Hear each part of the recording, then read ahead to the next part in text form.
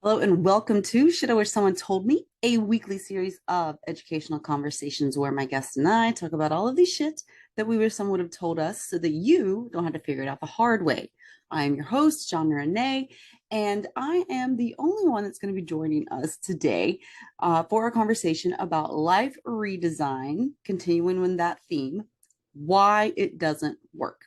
And of course, as usual, I'm going to be offering you some tangible things that you can do to start to actually create change and make that redesign work for you if this is something that you feel is true for you. So I'm actually going to be giving you 3 reasons specifically why it doesn't work whenever we are creating change, whenever we are trying to do a life redesign.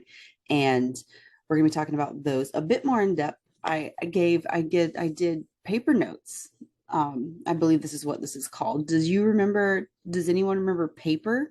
That's what this stuff is. And so I thought I'd give this a try when it comes to our notes for today.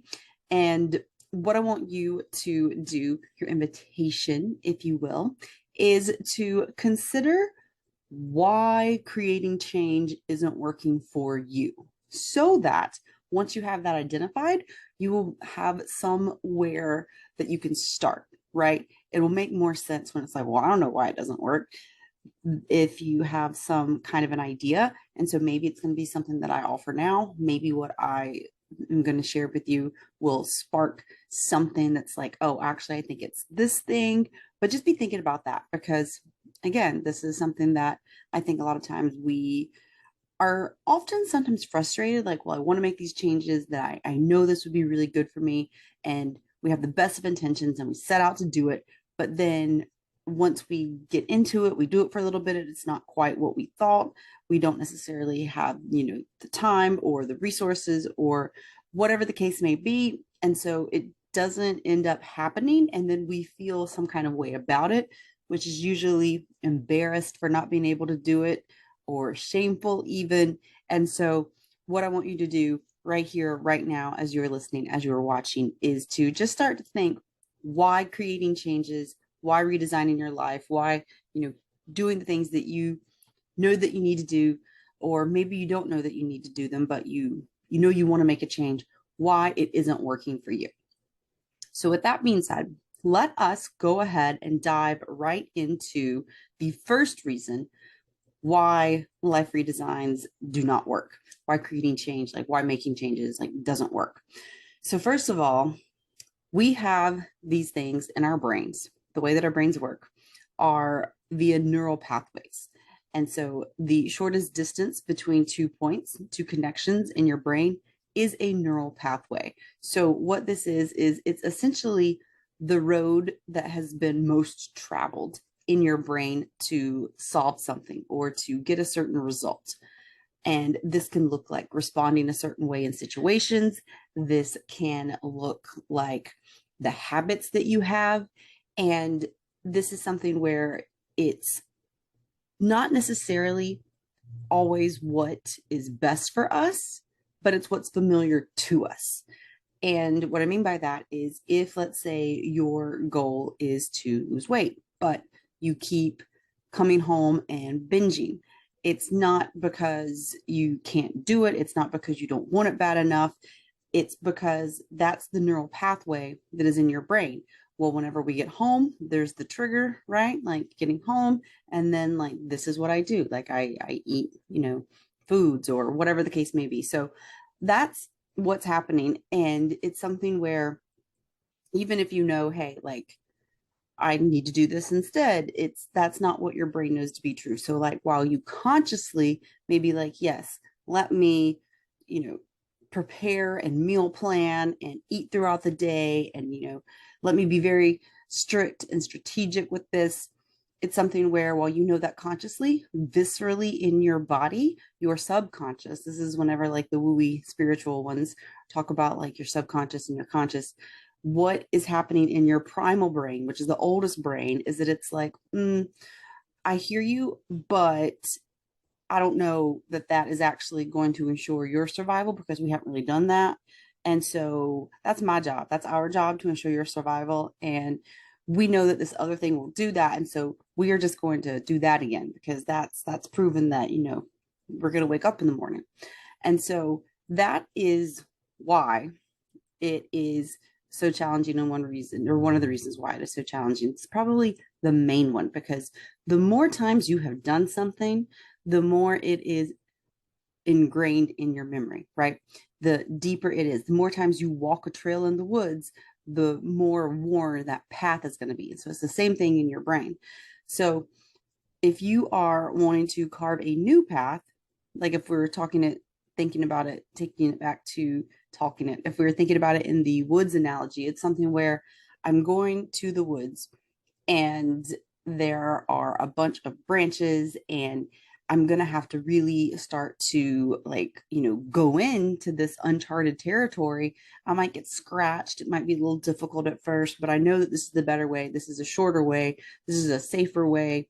It's a prettier way. It's the scenic route. And at the same time, it's not going to necessarily come so easily just because that this is going to be a better way, right? Like you're going to get scratched. Like you're going to have to, like, make that new path and start going on that one, so that that other path, the previously worn one, will start to get grown up, will start to become more covered with branches, and this new path will start to become more worn. So that's how you kind of want to think about it. That's one way that you can think about it whenever it comes to, oh, it's not you, it's the way that your brain works. So kudos to your brain for doing a good job, right? But yeah, it's something that now that you know what you know, that's not necessarily what you actually want to do. And I also want to offer that the things that you were doing, these habits that you want to change, these things that you want to change, they served you at some point, right? Because you wouldn't have done them otherwise. You wouldn't be doing them.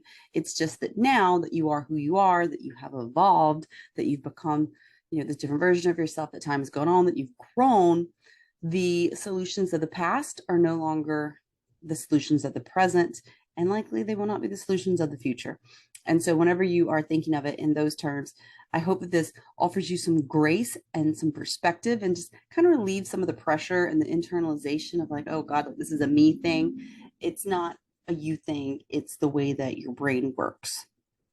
And so it's you having this awareness now, so that you can take it and start to decide, how to actually create these changes. And I'm going to talk more about that whenever we are getting a little more into the conversation. But before we get there, I want to talk about the second reason why the life redesign, creating changes, just does not work. And that is because of regression. So even when you have this awareness of how your brain works and you're like, okay, well, I'm going to do this thing, it oftentimes feels like you are taking 10 steps forward and 11 steps back. And the reason that we do this, the reason that we do, let's call it regression for the purposes of this conversation, the reason that this happens is because whenever we are put in, a couple reasons. So one reason, whenever we are put in similar situations or environments that are like those that we've previously experienced, what does your brain do? It's like, oh, I know this path in the woods. This is the pathway. This is the neural pathway that we go down whenever we are encountering this type of a situation. Whenever you are put back into relational dynamics, whether that be with family, with friends, or if you are put back in a literal physical environment, whether that be like the home you grew up in, or the job that you hated or something like that, then you are having a different sensory input. And so with that different sensory input, it is exacerbating the regression, right? Like it's like, oh, well, yes, like I am this new person, but like all these things are so familiar. And like if it smells the same, if it like looks the same, but I'm different, like whoa, right? So again, you want to think of this in terms of, while you might consciously know, hey, I've healed, I've evolved, I've got boundaries now, I'm a different person, I'm a boss ass bitch, whatever the case may be. Whenever you are put back in certain locations or situations, whenever you find yourself around people who are either the same or who have characteristics that remind you of the people that were, or the places that were the same whenever you were, from your past, then it's easy to regress. And the other reason that I want to mention is we have a finite amount of motivation and decision making, right? Before we just start to be like, oh, well, like, screw it, right? And we are bombarded with making decisions today and with having to motivate ourselves to go and do things, especially whenever you are creating change. And I'll talk about that in just a second whenever we get to number 3. And so whenever we are in that position, it's something where, well, of course you're going to regress, right? Because the third reason that I want to tell you about why creating change in a life redesign does not work is because you're doing too much too fast. And that's something where when you, again, have been going down this pathway and you suddenly try to like 180, like, just make a complete turn or even like a 90-degree and start going in this other direction, like just the stark contrast, then sure, you might be able to do it for a little bit, but pretty soon it's going to be like, this is too much, right? This is requiring too much effort. This is requiring too much motivation. This is requiring me to make too many unfamiliar decisions. And so it's something where you're going to run out of fuel. And I want to offer you that because I think that that's something that's really important, because often what I have found, it's been true for me, is that I'll get into doing this thing and I'll start to do it. And I'm like, okay, let's say, I'm going to wake up at 6 a.m. when I usually wake up at 8, just as an example. And, sure, you might be able to do it for a little bit, but then before you know it, it's like, that's a 2-hour difference. Like, I mean, I'm tired. Like, this isn't normal. This isn't what we usually do. I mean, yeah, like, it's cool to have extra hours and extra time in the morning, but this is requiring a lot of effort on my part, a lot of decision making, a lot of motivation for me to actually get out of bed and like set my alarm and go to bed early. Like, there's just a lot of factors there. And so oftentimes it is that you were doing too much change too quickly for your brain to be able to make that sustainable. Something that I often like to offer is that 95 to 98% of everything that we do is on a subconscious level, right? So we're just operating on autopilot. We're just going down those worn neural pathways. And so whenever you want to create change, you really only got about 2 to 5% that's actually actively supporting you and getting there. And the way that I like to think of this is, if you had a team of 100 people in your head, then you've got 95 to 98 of them going in one direction. But when you want to make a change, if it's too much too soon, you've suddenly got, 2 to 5 of them saying, hey, we're going to go hard left. And it's like, okay, like, if you're the captains of the ship, like, we might be able to do that for a little bit. But before you know it, the majority of the team is going to be like, no, let's go back. Let's go back this other way, right? Like, it's really challenging for you to recruit 95 to 98 versus if you try to recruit, a few. And so we're going to talk more about that whenever we talk about the things that you can actually do. And so the last thing that I want to say when it comes to creating, too much change too fast and giving that boomerang effect is that when this happens, it is oftentimes something where, you know the things you need to do, like, the things that you want to do, right? Like, I've got this list, like, I've done the, work, I've thought about it, like, let me do all these things. And so you start to do them. And like I said, it's too much, it's too soon.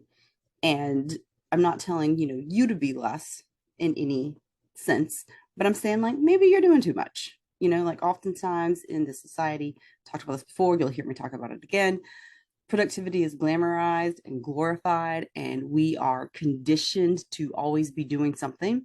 And so it very much might seem like, let me get to this goal, really quickly by making these, really drastic changes all of a sudden.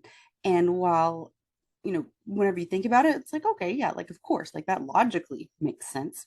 It's something where the more you know about how your brain works, the more you know about how habits work, it's like, actually, that doesn't make sense at all. What you need to do, and I'm going to give you some more tips to this, is create small, sustainable changes. And so that's actually the first tip when it comes to how to actually create these changes. The changes that I'm going to be offering, that change also is something that has been scientifically tested and proven.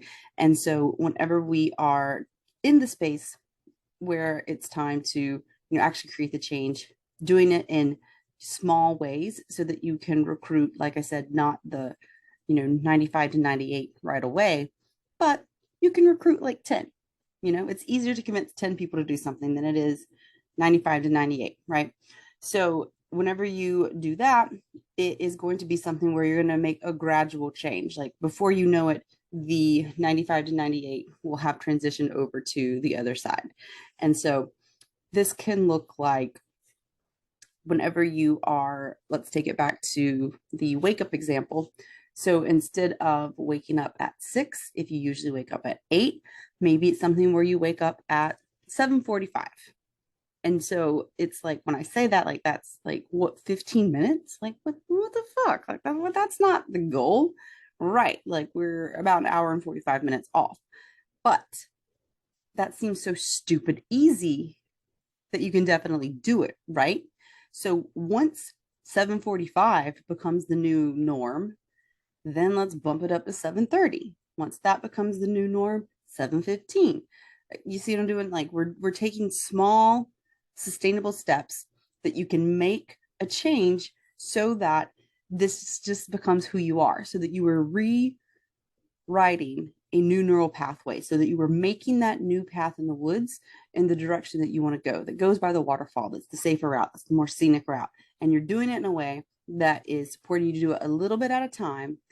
And so that way you can be more mindful, you can be more aware, you can avoid some scratches, hopefully, so that you can create this change. And so it's not just necessarily like a 90-degree, it's more of like a veer, right? So we're kind of just veering off to the other side, and it's gradual, and it's something where before you know it, once you do that, that's going to actually get you to where you want to be. Yes, it might take a little bit longer, but you are going to be able to sustain that in the long run because you've made these incremental, small, sustainable steps over time. And so now that is just who you are. So that is the first thing. The second thing is to create a system for your success. Now, I'm pretty sure I have ADHD, so I'm like all about the systems and structures. That was actually my 2 words for the year: system and structures. I picked 2 because fuck it, like who says we can only have one? So systems and structures for your success is what is going to support you, because like I mentioned earlier, you have a finite amount of motivation, and whenever you make a lot of decision fatigue is real AF. And so the better you can set yourself up with systems and structures so that you don't have to think about it, the more likely you are to have success. It's going to improve your chances in that way. And so this can look like a lot of things, depending on what your goal is, depending on what changes you want to make, what habits you want to shift, what you want to redesign in your life. But whatever that thing is, that small sustainable step, whatever that is that you realize, set up a system and structure that will support you in being able to do that over time. And the reason, again, is because you are no longer going to have to think like, oh, well, I've got to, let's say, pick out my gym clothes, or I've got to, I've got to figure out what to eat for dinner, kind of a thing. It's something where your system and structure, let's say, is to pick out your clothes for the week ahead of time, to pick a day, to pick 30 minutes, 10 minutes, I don't know, however long it takes you to pick out your clothes for the gym. And you set them out, you lay them in a pile, you have them ready. If it's going to be the suggestion or the example where it's like, what am I going to eat? Then you pick some time, you meal prep, you pick up foods, you plan it out, you go ahead, write it. Maybe you don't prep it, maybe you don't have time for that, but maybe you at least decide, okay, these are the meals that I'm eating, so that so that whenever the time comes for you to eat, it's like, boom, one less decision you have to make, one less thing you have to figure out. And what that's going to do is that's going to set you up to not just be like, oh, whatever, like I'll just go to the gym tomorrow, or oh, well, whatever, I'll just have a pizza tonight, or order takeout again, or whatever the case may be. The third thing that I want to offer when it comes to how to actually create change is to develop, this is another system. Like I said, I got lots of them, but to develop a dopamine reward system. So what this is going to do, if you look at the science of habits and motivation, it's something where there's a reward and that will help to actually ingrain this habit, right? That'll actually make it something that you want to do. And so whenever you do the thing, whenever you wake up at 7:45, or whenever you go to the gym, or whenever you actually meal prep, or again, whatever this small sustainable step is that you figured out in the first one, once you actually do that, because you've set up your system and structure, so you actually take action and you actually get it done. Once that's happened, allow yourself a reward, because what this is going to do, positive psychology, this is going to associate that thing with good feelings. It's going to give you some dopamine, right? And so the dopamine that can be your reward, or the reward, your dopamine reward can be anything, literally anything. It can be, taking a few deep breaths. It could be getting up and, going for a walk outside. It could be listening to your favorite song. It could be, calling a loved one. It could be having like a little piece of chocolate. It could be petting your furry child, petting your pet. Whatever it is, it could even be like an Instagram scroll, which social media, that can actually be pretty draining on you. Josh and I did 2 whole episodes on that. So be mindful if that is what you do. But you see what I'm saying? It can be anything that's going to give you a little bit of dopamine, a little bit of excitement, a little bit of like, yes, I did it, a little celebration. And so it doesn't have to be something super extravagant. It can be something that's very simple, but that is going to give you some excitement and give you some dopamine in that way. And here's a bonus for you. There were just 3 things that I wanted to offer, but here's a bonus for you. I suggest that you track it. And the reason that I suggest that you track it is because we are terrible assessors. We're terrible self-assessors. And so you can't measure what you don't track. You can't actually tell if something is working. This is one of the reasons why self-help doesn't work for a lot of people. And so this is how to actually make self-help work for you. I want you to track whatever it is that you are looking to change. And so it's a bit challenging for me to give specifics on this, but I want to offer you something. And so let's take it to my wake up at 6 a.m. example. So once you have decided, hey, I'm just going to do 15 minutes at a time for, let's say, like a week, and I've set up my system and structure for that. I got a nighttime routine, a morning routine, whatever the case may be. And I reward myself by allowing myself like a cup of coffee or extra guacamole at lunch, like whatever the case may be. I suggest it being something that's actually a bit more relevant and time bound to the actual thing. Like, hey, I woke up early, like whatever morning thing you want to give yourself, so that again, like that relation, that connection is there. But yeah, whatever it could be. And I wanted to just say that because I was like, guac, unless you eat guacamole for the morning, but whatever. I don't know your life. Maybe you do. So I wanted to be clear on that. But once you have gotten all that, moving and grooving, I want you to take some time, either every day or once a week, to actually track it. So, hey, did I do all the things? Like, did I wake up at 6:45, or excuse me, at 7:45 every day? Yes or no? If yes, awesome. How did that make you feel? Scale of 1 to 10. 1 being, like shit, 10 being like best life. Cool. It made me feel really good. Awesome. So what are the things that you did in order to support you with waking up at 7:45? Oh, okay. There are these things. Well, if I'm, feeling good about it and if it's working, then is there anything I can do to make it better?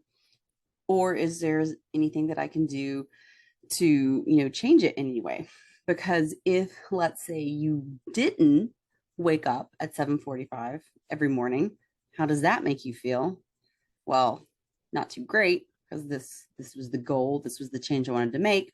Okay, what are the things that you did that didn't like get you that result, right? And it might be something where you recognize, hey, like some days I did wake up at 7:45. Awesome. What was different on those days? So that this way you can start to say, well, if, getting in bed earlier is something that supported me waking up, then obviously that's a change that I need to start making. So it's not just the waking up at 7:45. It's also, let me go to bed 15 minutes earlier. Let me try that. Let me see if that works. So then week 2, it's like, okay, let me track and measure this. Did I wake up at 7:45?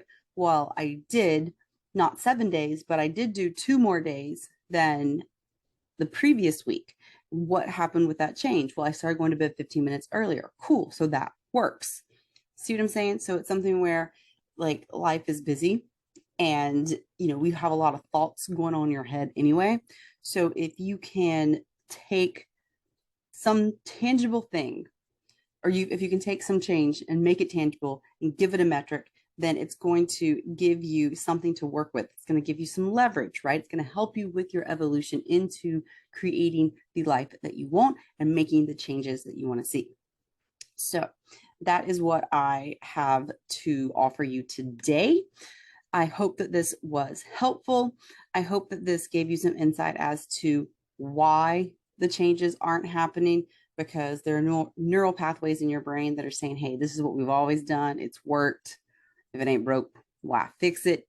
Even though you consciously know, but hey, like this other way is better. I want to go in this other scenic path that's going to, actually be better in the long run, kind of a thing.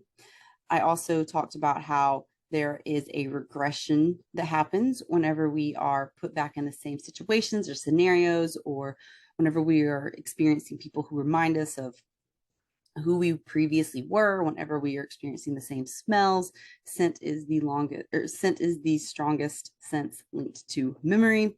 When we're back in the same like physical locations or locations that remind us of that other time, whenever we were this other person. And whenever we, do this regression, it's something that we oftentimes, it happens because, like we're put back in these different, familiar things, like reminded of things. But it also, number 3 of why it's not working, happens because we are trying to do too much change too fast. And so that's just, one more thing, right? And so I hope that this helps you to, feel less bad, to feel less shameful, to feel like less embarrassed, to give yourself some grace, and to offer a sigh of relief and to relieve some pressure when it comes to creating changes. If you're someone who's tried and not been able to, that's like, oh, it's not me, right?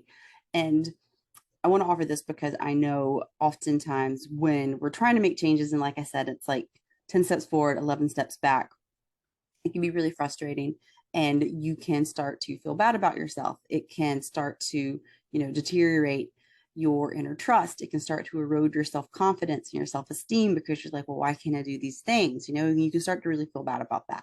And so I hope that what I've shared today will support you in knowing why. First of all, it happens, right? That it's not you, it's just how your brain works. And secondly, I hope that the 3 tips that I shared actually will support you in actually being able to create the changes. And so again, those were small sustainable steps, number 1. Number 2, create a system for success, because that way it's going to eliminate your decision fatigue. It's going to, take away the having to motivate kind of thing, because it's going to support you with creating discipline. Number 3, to develop a dopamine reward system so that you can actually reward yourself and celebrate whenever you do follow through on those actions and taking those small sustainable steps. And then, of course, to track it so that you can see what's working, you can see what's not, and so you can adjust and pivot based on what you find to ensure that you have more success in the future. So that's what I have to say for you today. I hope this is helpful. Like I said, if it was, if you got anything out of it, please, please, please do share it with someone that would benefit from it as well. It helps them, it helps me, and it helps, us all help one another so that we can leave this place a little better than we found it, hopefully. What I have for you down in the description, I have developed some resources that will actually support you in making some of the changes that I have offered. They'll actually help you support you in taking action on creating those changes. So make sure to check that out. On Wednesdays over on Instagram, I will be asking you what your experience is with life redesign and why it doesn't work, and how you feel about that. And I'll also, of course, be giving you the opportunity to ask me any and all questions on the topic, so that on Friday, whenever I go live at the after party, I will be able to share what you had to say and also answer your questions. And of course, share some shit that you wish someone would have told you about life redesigns, why it doesn't work. So I hope you have an amazing day. Hope you have a great start to your week, and I will see you soon. Bye.